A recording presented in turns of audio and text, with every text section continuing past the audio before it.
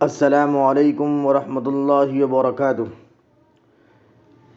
الحمد للہ رب العالمین والصلاة والسلام علی رسولہ الکریم وعلی آلہ واصحابہ اجمعین وعلی من تبعہم بإحسان الی یوم الدین، اما بعد۔ اعوذ باللہ من الشیطان الرجیم، بسم اللہ الرحمن الرحیم۔ وعن جابر قال كنا مع النبي صلى الله عليه وسلم في غزوة فلما قفلنا كنا قريبا من المدينة قلت يا رسول الله إني حديث عهد بعرس قال تزوجت قلت نعم قال أبكر أم سيب قلت بل سيب قال فهلا بكرا تلاعبها وتلاعبك فلما قدمنا ذهبنا لندخل فقال أمهلوا حتى ندخل ليلا أي عشاء لكي تمتشط الشعثة وتستحد المغيبة، متفق عليه۔ اللهم انفعني بما علمتني وعلمني ما ينفعني وزدني علما، آمین۔ عزیز طلبہ، آپ کے سامنے مشکات المصابیح کا 5واں محاضرہ لے کر حاضر ہوا ہوں۔ اس محاضرے میں مشکات المصابیح کی کتاب النکاح کی حدیث نمبر 3088 میں آپ کے سامنے انشاءاللہ پیش کروں گا، تشریح کروں گا۔ سب سے پہلے آئیے حدیث پڑھ لیتے ہیں۔ حدیث یوں ہے: وعن جابر قال كنا مع النبي صلی اللہ علیہ وسلم فی غزوة فلما قفلنا كنا قريبا من المدينة قلت يا رسول الله إني حديث عهد بعرس قال تزوجت قلت نعم قال أبكر أم سيب قلت بل سيب قال فهلا بكرا تلاعبها وتلاعبك فلما قدمنا ذهبنا لندخل فقال أمهلوا حتى ندخل ليلا أي عشاء لكي تمتشط الشعثة وتستحد المغيبة۔ اس حدیث کو طلبہ امام بخاری نے روایت کیا ہے، امام مسلم نے روایت کیا ہے، امام ابو داؤد رحمہ اللہ نے روایت کیا ہے، امام نسائی نے روایت کیا ہے، اور یہ حدیث آپ کو سنن دارمی میں بھی مل جائیں گی۔ امام بخاری میں حدیث نمبر 5248، صحیح مسلم نے حدیث نمبر 1466 آپ لوگ دیکھ سکتے ہو۔ یہ حدیث کا نمبر میں نے آپ کو بتایا۔ آئیے اس حدیث کے اندر چند الفاظ نئے ہیں، ان کی تشریح اور اس کا معنی میں آپ کے سامنے رکھ دیتا ہوں۔ سب سے پہلے قفلنا، ترجمہ کرنے سے پہلے آپ کے سامنے الفاظ معنی میں رکھ دیتا ہوں۔ سب سے پہلے قفلنا، قفلنا کا معنی ہوتا ہے اے رجعنا، واپس ہونا، لوٹنا، لوٹ کر آنا۔ نمبر 2 بکرن، بکرن، بکرن کہتے ہیں کنواری عورت کو، جس عورت کی شادی نہیں ہوئی ہوتی ہے، کنواری عورت کو عربی میں بکرن کہا جاتا ہے۔ سیبن، سیبن ایسی عورت جس کی شادی ہو چکی ہو، بیوہ خاتون، اس کا شوہر انتقال کر چکا ہو، ایسی عورت کو بیوہ عورت کہتے ہیں، سیبن کہتے ہیں۔ تلاعبو، نمبر 4 تلاعبو، آپس میں ایک دوسرے کو کھیلنا، ایک دوسرے کا کھیلنا، کھیل کود کرنا، آپس میں کھیل کود کرنا۔ نمبر 5 الشعثۃ، الشعثۃ، الشعثۃ کا معنی ہوتا ہے پراگندہ بال والی، کھلے بال والی عورت، پراگندہ بال والی عورت۔ المغیبۃ، المغیبۃ ایسی عورت جس کا شوہر غائب ہے، جس کا شوہر اس کے سامنے نہیں ہے، ایسی عورت کو المغیبۃ کہیں گے۔ تستعد المغیبۃ، تستعد المغیبۃ یہ محاورہ ہے، یہ کنایہ ہے کہ عورت اپنے زیر ناف کے بال اکھیڑ لے یا زیر ناف کی صفائی کر لے، یہ کنایہ پیش کیا جاتا ہے عربی کے اندر۔ تو یہ الفاظ مانے، الفاظ کی تشریح ہوئی عزیز طلبہ۔ اب آئیے اس حدیث کا ترجمہ دیکھتے ہیں۔ وعن جابر قال كنا مع النبي صلی اللہ علیہ وسلم فی غزوۃ، حضرت جابر رضی اللہ تعالیٰ عنہ کہتے ہیں کہ ایک جہاد میں ہم نبی کریم صلی اللہ علیہ وسلم کے ساتھ تھے۔ ایک جہاد میں ہم نبی کریم صلی اللہ علیہ وسلم کے ساتھ تھے۔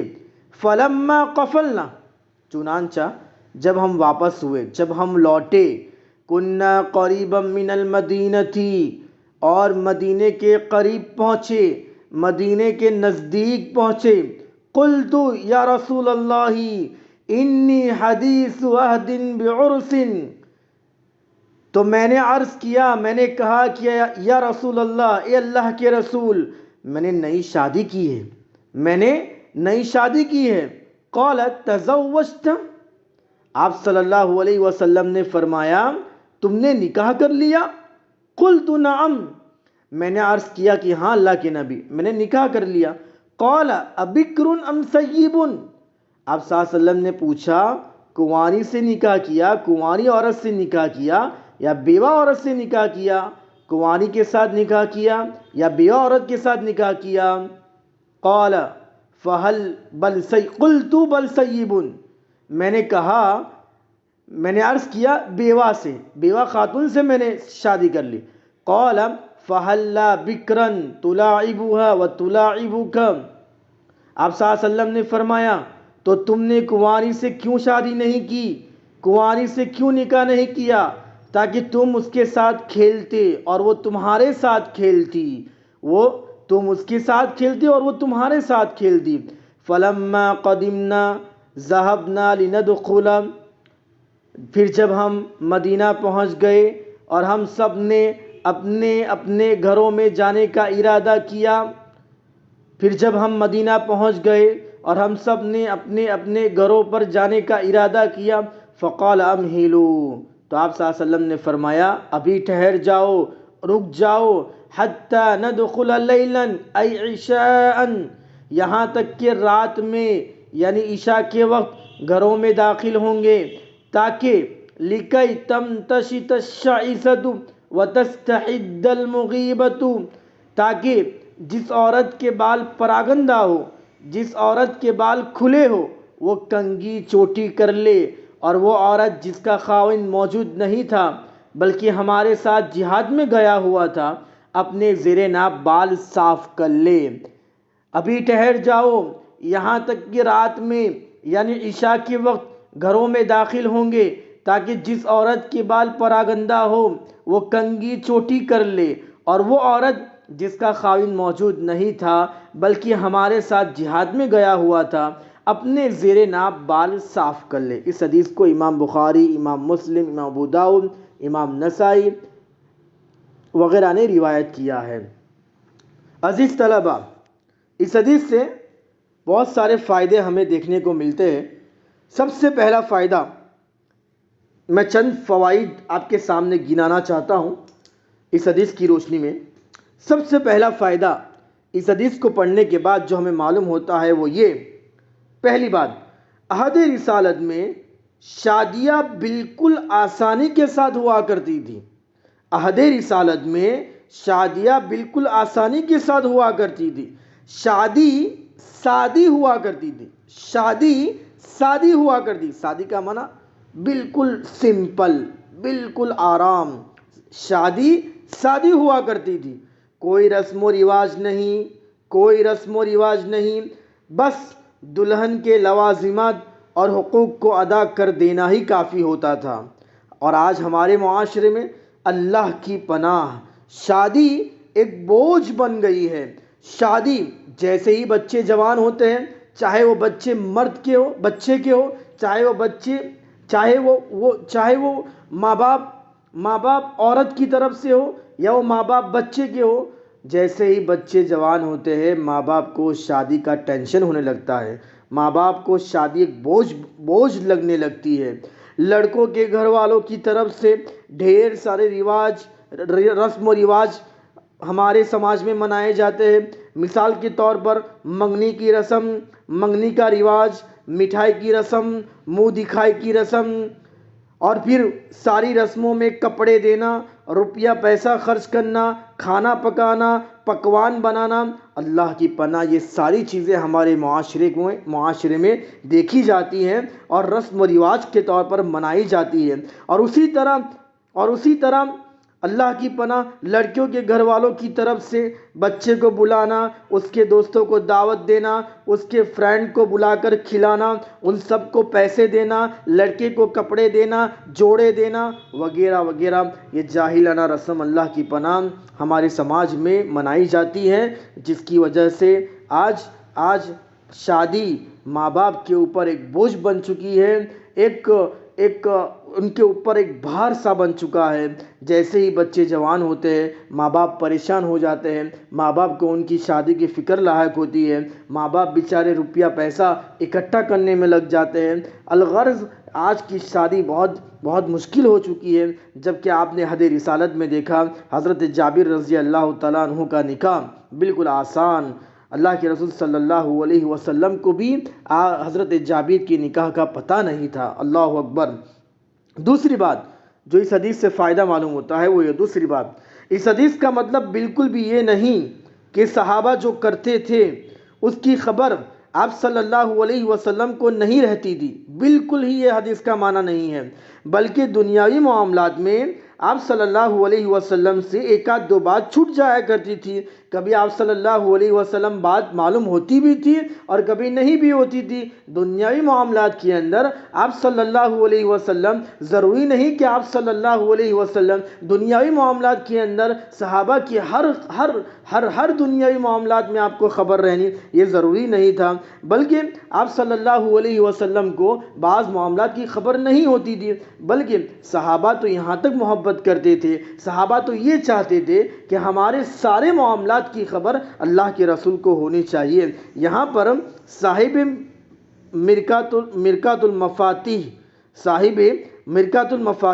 شرح مشکات المصابیح کا کہنا ہے کہ جس وقت حضرت جابر رضی اللہ تعالیٰ عنہ کی شادی ہوئی، شادی کے فوراً بعد جہاد کا اعلان ہوا، اور حضرت جابر رضی اللہ تعالیٰ عنہ شادی کے فوراً بعد جہاد کی تیاری میں لگ گئے، جہاد کی کاروائیاں کرنے میں لگ گئے، جہاد کا سفر شروع ہوا، حضرت جابر جہاد چلے گئے، جہاد کیا، وہاں پر غزوہ ہوا، جہاد میں واپسی کے موقع پر ایک موقع دے کر حضرت جابر رضی اللہ تعالیٰ عنہ نے آپ صلی اللہ علیہ وسلم کو اپنی شادی کی خبر دے دی اور کہا کہ اللہ کے نبی میری شادی ہو چکی ہے۔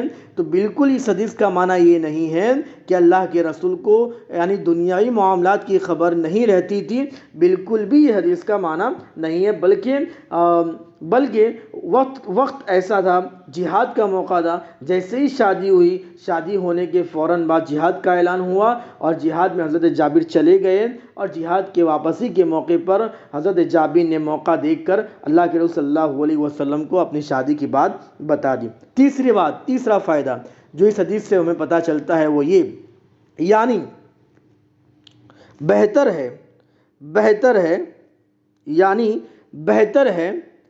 بہتر تھا کہ تم کسی کنواری عورت سے نکاح کر دے، کیونکہ بیوہ عورت کے دل میں، سب سے پہلے آپ یہ بات سمجھ لیں، یعنی سیبہ سے نکاح کرنے میں کوئی مصلحت نہ ہو، سیبہ بیوہ خاتون سے نکاح کرنے میں کوئی مصلحت نہ ہو تو پھر باکرہ سیبہ سے افضل ہے۔ سیبہ سے نکاح کرنے میں کوئی مصلحت نہ ہو تو باکرہ عورت سے نکاح کرنا افضل ہے، مستحب ہے۔ لہذا کسی کنواری عورت سے نکاح کرتے، کیونکہ اللہ کے رسول کا یہ فرمانا کسی کنواری عورت کے ساتھ نکاح کر دے، کیونکہ بیوہ عورت کے دل میں پہلے خاوند اور پہلے سسرال کا خیال رہتا ہے، ذرا سی تکلیف میں ان لوگوں کو یاد کرتی ہے، اس لیے خاوند سے الفت جیسی کنواری عورت کو ہوتی ہے ویسے بیوہ کو نہیں ہوتی۔ حضور اکرم صلی اللہ علیہ وسلم کا خود آپ بیوگان سے نکاح فرمانا دوسری مصلحتوں کی بنا پر تھا۔ حضور انور صلی اللہ علیہ وسلم نے سوائے عائشہ صدیقہ رضی اللہ تعالیٰ عنہ کے کسی کنواری بیوی سے نکاح نہ کیا ہو۔ لہٰذا یہاں پر یہ مسئلہ ہے کہ بہتر ہے اگر کوئی مصلحت نہ ہو تو بہتر ہے کہ ہم کنواری کے ساتھ شادی کرے۔ دوسری بات جو اس حدیث سے معلوم ہوتی ہے وہ یہ، تیسرا فائدہ، اپنی عورت سے ملاعبت و خوشطبعی سے پیش آنا، اپنی عورت کے ساتھ کھیلنا، اپنی عورت سے اچھے سے ملنا، اپنی عورت سے حسن سلوک کرنا، عورت کا آپس میں، عورت کا شوہر کے ساتھ اور شوہر کا عورت کے ساتھ حسن سلوک کرنا، آپس میں کھیلنا، آپس میں ہنسی مذاق کرنا، یہ بھی بہت اچھی بات ہوتی ہے۔ یہ بھی ان کے ازدواج زندگی کے لیے بہتر بات ہوتی ہے کہ وہ کھیلے کودے، اور یہ اچھی بات ہوتی ہے۔ یہ تیسرا فائدہ ہے۔ چوتھا فائدہ، یعنی اللہ کے رسول اس حدیث میں فرمایا اپنے گھر مدینہ پہنچ جانے کی اطلاع تو بھیج دو، یعنی مگر رات آنے سے پہلے خود نہ جاؤ۔ جس حدیث میں سفر سے رات کو گھر آنے سے روکا، اس میں بلا اطلاع اور یکایک آنا مراد ہے، اور جب پہلے سے خبر مل چکی ہو تو رات کو آنا منع نہیں ہے، بلکہ رات میں بھی آپ گھر جا سکتے ہو۔ ایسا نہیں ہے کہ رات میں آپ گھر نہیں جا سکتے ہو سفر سے لوٹنے کے وقت، بلکہ سفر سے لوٹنے کے وقت گھر والوں کو پتہ ہونا چاہیے کہ آپ مسافر کب آ رہا ہے، گھر میں کب تشریف لانے والا ہے، چاہے وہ رات میں ہو چاہے وہ دن میں ہو۔ اگر گھر والے کو اطلاع مل جاتی ہے تو یہ بہتر ہے۔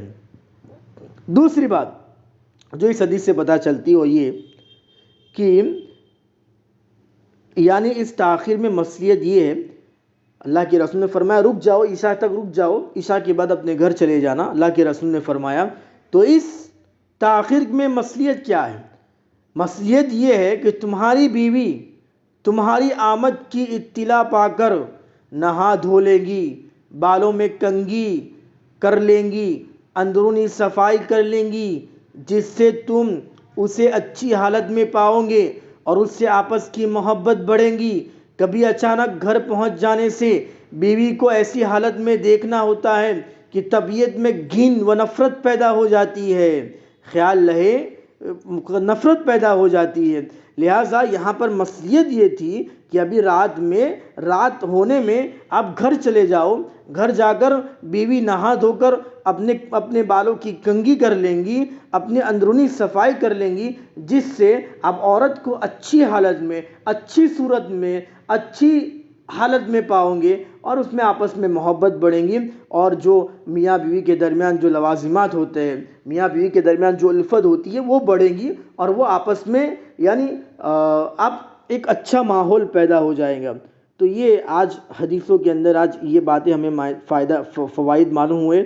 نمبر 1 پہلا فائدہ تو یہ معلوم ہوا کہ حدیث رسالت میں شادیاں بالکل سمپل اور سادی ہوا کرتی تھی۔ ہمیں بھی شادیاں، ہمارے سماج میں بھی شادیاں بالکل سمپل اور سادہ قسم کی شادیاں ہونی چاہیے۔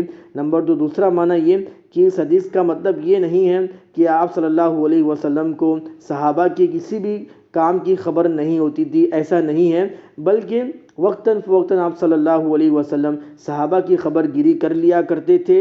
اتفاق سے کبھی ایسا ہو جایا کرتا تھا تو صحابہ بعد میں آپ صلی اللہ علیہ وسلم کو اس معاملے کی اطلاع دے دیا کرتے تھے۔ تیسری بات یہ معلوم ہوئی کہ سیبہ سے بہتر ہے کہ آپ باکرہ سے شادی کریں۔ آپ بیوہ عورت سے کوئی مصلحت کی بنا پر کوئی اگر مصلحت نہ ہو تو بہتر ہے کہ آپ کنواری عورت سے شادی کریں۔ یہ بھی بات معلوم۔ چوتھی بات جو ہمیں معلوم یہ ہوئی کہ سفر سے جب انسان گھر لوٹتا ہے تو اسے پہلے سے اطلاع کر دینی چاہیے تاکہ گھر والے کو پتہ چلے کہ مسافر کب آنے والا ہے۔ پانچویں بات جو ہمیں معلوم ہوئی وہ یہ راتوں میں عورتوں کا یعنی رک جاؤ، اس کی مصلحت یہ تھی کہ بھئی صحابہ سے اللہ کے رسول نے فرمایا کہ بھئی رات تک رک جاؤ تاکہ تمہاری عورتیں تیار ہو جائے، نہا دھو لے، اپنے زیر ناف بال صاف کر لے، کنگھی کر لے، بالوں میں کنگھی کر لے، تو یہ اس سے ایک ماحول پیدا ہو جائے گا، الفت اور محبت کا ماحول ہوگا۔ تو یہ 5 فائدے اس حدیث سے ہمیں معلوم ہوئے۔ امید کرتا ہوں کہ انشاءاللہ درس آپ کو سمجھ میں آیا ہوگا۔ اگر درس سمجھ میں نہ آئے تو آپ میرے نمبر پر کانٹیکٹ کر سکتے ہیں، انشاءاللہ اور بھی باتیں آپ سے میں رجوع کر سکتا ہوں۔ اللہ تعالیٰ سے دعا کرتا ہوں کہ اللہ تعالیٰ ہمیں سننے، حدیث پڑھانے، حدیث کو سمجھنے کی ہمیں توفیق دے۔ آمین۔ والسلام علیکم ورحمۃ اللہ وبرکاتہ۔